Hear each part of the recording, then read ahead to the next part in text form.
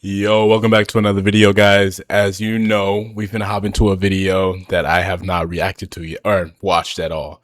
But this thumbnail and the title caught my attention. Let's see what he's talking about. Abandoned after I bought an abandoned factory and built 70 apartments. Now that's insane. But let's see what happens. All right, let's do it. Whoa. What's that? We I got just hit put the with budgeting an app for ad. phase 44. Guys, Nina just built an app.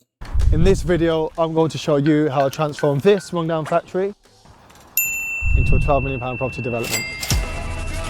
I'm Anthony. Here's my 70-unit apartment building in Birmingham, which includes a Courtyard, gym, Wait, is that in England somewhere? That building you can see is Bridge Street Studios. Growing up, the church that we actually went to isn't there right now, so the church building's still there, but the church that we were a part of have left. I hate to see derelict places across the city in disrepair. If I can turn it into a great development opportunity for us, then that works a treat for me. Come on. I'm going to show you how I found the development site, how I planned it, how I built it, and then of course, the financials. Who would have known videos I found like the this was project by actually attending out a there, viewing you know? with the landlord of the site next door. Whilst I was at that viewing, I looked out the window and I saw this old rundown factory. I then made some inquiries as to who owned it, contacted the owner, and eventually got a deal done. That deal meant I could buy the property for £400,000 once I got planning permission. So I got an exclusive period to allow me to get planning permission before I actually acquired the Ready site. to vote. Can I see those in favour of this application? Thank you, that is approved. Hey, let's get it. And eventually we were able to buy the site. I mean, even at that stage, there were issues with the owner who tried to pull out of the deal once we had planning permission, but I'll save that story for another time. When I went to strike Hold on, the wait, deal, let I did it me immediately. grab my water. I need some water.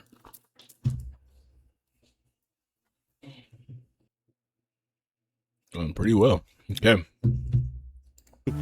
Put together that was where I went to church. The tenants that were renting the premises were really unhappy. The building was a disaster when I first got it. Whoa. Rat infestation, asbestos, pigeons, water damage, leaks everywhere. The previous owners had completely neglected the building. It just wasn't a nice place to be. Something had to drastically For sure. change. Yeah. Planning the project has been a meticulous process. I worked with a team of architects and other consultants to design the ideal student accommodation building. Not only did it meet the needs of the local area by repurposing a really tired asset, we seem to get a good amount of feedback from residents. $400,000. It's not that much we had either. A good amount of students rebooking. nice. We brought in some of the best in the business. But from then the not only construction industry to help but deliver. then not only does he have to spend $400,000, he also has to. Dang, he's the only black guy. Man, we got to.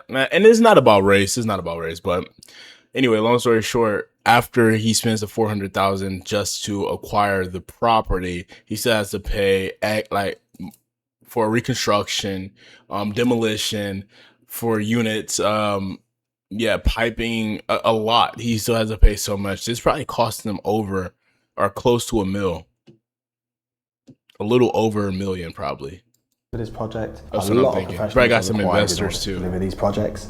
Architect, structural engineer, civil engineer, fire safety, building control, quantity surveyor, project manager. I mean, the list goes on. And the big challenge is that development can take a long time and it's a very expensive process to go through. So on this project, it is. I'm the property developer. It's the person that puts the deal together, but we take the risk, we own the site, we get the financing for the deal and get that secured and then own the site once it's built. And if the contractor goes bust, you can get another contractor in. So there is a distinct difference between developer and contractor. And also operator. Operator is the one that runs the building once it's built, also known as a managing agent. Took months of planning, months of work, a bunch of letdowns, but eventually we pulled it off. Hey, okay. How much We you then spend got on into the the demolition construction? of the building, which was a lot more challenging than expected. And Not about going for the cheapest. It's about going for the best mix. Right. Also, we're not just going to let anybody just come in and start demolishing sites. we faced numerous challenges during this project. One of the issues we faced in the early days of the building is that we found asbestos in the building. There's generally two types of asbestos. There's asbestos that doesn't require a license for you to be able to remove it, and there's a more hazardous asbestos that requires a specialist license. It certainly cost a lot more money. We had to carefully demolish the building as it was basically against two separate boundaries. Once we demolished the building, we had to underpin one of the buildings. Hold on, wait. I feel like I need to pause. So I used to work in like something that was affected by asbestos. Like if the house that I was looking at was affected by asbestos, I'm not sure if I'm saying it correctly, but long story short, like he said, there is a special requirement that you must have, or a special license you must have in order to remove it, because it can cause harm to other human beings. So yeah, if removed unsafely. So wow. Structurally, it was safe and sound. But it sounds like he didn't have a really bad one. We also had to put in some protection measures to the other neighbouring property by rendering that building. So they were the enabling works we had to carry out. Not straightforward. So oftentimes in development, not just about what you have to do for your own development site and, you know, doing your own foundations and building your own development.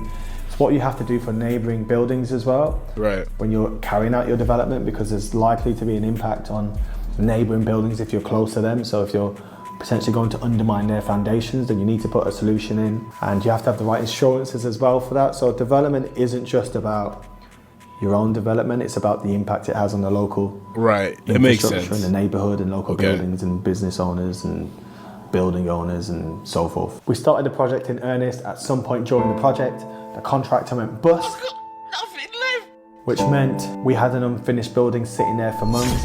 And we eventually lost, fortunately, £1 million on that project.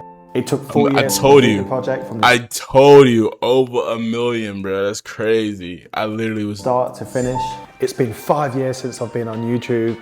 If you like what you see, make sure you subscribe, comment, and like, and I'll make sure I'll come back with the That's fire. insane. Still on the building to this day, and we've got some really happy residents. So it sounds like it sounds like he doesn't own it. It sounds like there's a group of people that he works with. So we as in wife, or we as in yeah, like an agency. I wonder. We were able to make a good profit. If a cybersecurity or IT degree has been on your mind, check out UMGC. They're waiving their application fee through February. Okay, let's look at the financial breakdown. That wasn't too problematic. We approached a couple of banks to work with that would finance the development. Yeah, he's not married. You don't see any ring. So the rest of it was financed by the bank. And we then went to a contractor and a professional team to quote us to deliver the project, and that's how we went along. So it's funded from some of my money, some of the money from my business partner on this, as well as money from the bank. And that's how we funded the development. And that bank actually, fortunately, was supportive when our contractor went bust. They stuck with us and allowed us the opportunity to deliver the project ourselves. That's good. So we paid £400,000 for this site originally. Today, this building's worth £12 million. And that's for a number of factors, right? That's due to us being able to generate value through creating these spaces, so 70 apartments that we can then rent at a certain level. That gross rent, we take the annual figure and we deduct operational expenses, which is 20 to 25%. Once that's done, you're left with your net rent, your net NOI, your net operating income. That net operating income is the amount that dictates the value of the building. That investment yield set off against the net operating income determines the value of the building, and that's how we got to that figure. So when we first started, it was a much smaller scheme at 58 flats, and it was worth 6 million then. It's now worth 12 million, which is a combination of rental increases and a much bigger scheme. Is the scheme going to be finished in time? So it sounds like everything is worth, like the current building, because of the units, because of how it's impacting the community, it's worth right now $12 million. But once again, he has to deduct how much he has to pay his project manager, taxes. I don't know how the UK and everything over there operates, but it sounds like there is some deduction. So he's not making $12 in profit.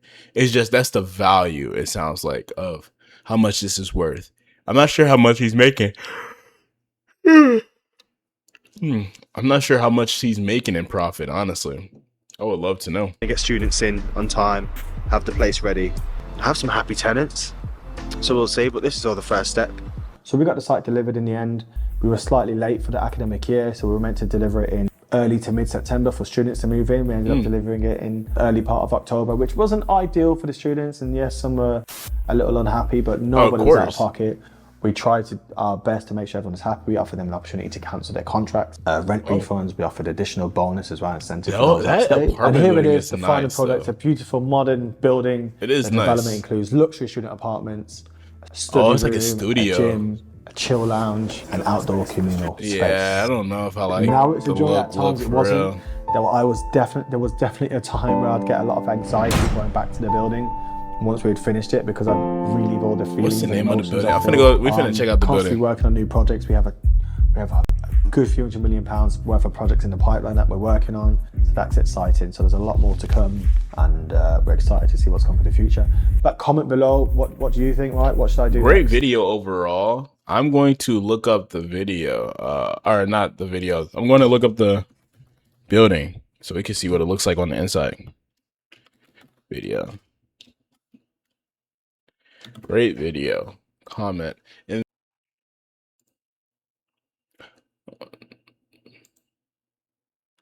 so yeah, it looks like they got studios. So is this like the, oh god, dude, when you first walk in, that's the first thing you see, your bed. That's a nice bathroom though, I will say. What about like the kitchen? Does it have a kitchen? You know, if I ever want to go to Birmingham though, I could pay $220 a week. One bed, private bathroom, private kitchen, 199 to 233 square feet. Oh, dude, that is not what I would like. Oh no, that's the bed. This is the TV. This is the kitchen. Bro. Yeah, this is totally for a student. Is there a school near Birmingham? Has to be a school near Birmingham. I don't know where Birmingham is. It says is a luxury student accommodation in Birmingham, offered a living environment with convenience and comfort, located at. Also getting to, yeah, what college is this? Let's see. I want to look at Birmingham. Sounds beautiful. What if it's not though? Hold on. Nah, bro. No, it's like I don't want the directions. I just want to see. I don't know. Let's go back. We're gonna go to Google Maps and look at this. Copy Google Maps. But that was a smart investment because they're always going to be around because of the school. Like students will always be there. You know what I'm saying? Nah, where my little man at? There it is. Perfect. Bro, this is, ooh, I don't like that. So this is what it looks like. Whoa, BH residence. The street kind of looks dirty though. I ain't gonna hold you. This is a really tough neighborhood. Oh god, what the hey? Wait. Oh, bro, this just gives me like St. Louis vibes right here. This reminds me of my hometown, St. Louis. Yeah. Ooh, looks a little better. The sky looks kind of cool too. Oh no, sir. I would not move out here. Bro. I mean, that's so... Wait, what? Is this segregation? Bro, what? Okay, alright. Birmingham. Dude, this is crazy. Unless they're like, oh. These are people. Look, these are...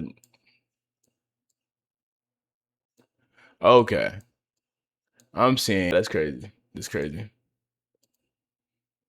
No, I'm gonna say no. They got a subway. Well, guys, I hope you guys enjoyed the video. If you did, give it a thumbs up, like, subscribe. I will see you guys in the next video.